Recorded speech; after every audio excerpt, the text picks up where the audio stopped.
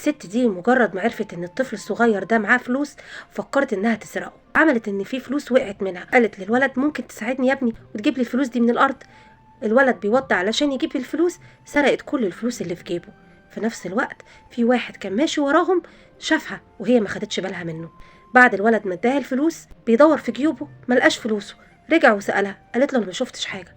فجت جدته من وراه فقالت له في ايه؟ فالولد عيط وقال لها الفلوس ضاعت مني. فالراجل قال لهم الفلوس هترجع لكم حالا. بص يا حبيبي ركز كده، انا هعمل خدعه سحريه، الخدعه دي هترجع لك فلوسك. وقعد يعمل حركات وبعدين قال له الفلوس في جيب الست اللي واقفه دي. فحطت ايديها على جيبها وقالت انا معيش فلوس. فقال لها طلعي الفلوس احسن لك، انا شفت كل حاجه بعيني ومش عاوز احرجك قدام الناس. قالت له انا ما خدتش حاجه. فحط ايده في جيبها وطلع الفلوس غصب عنها وادى الفلوس للولد وجدته.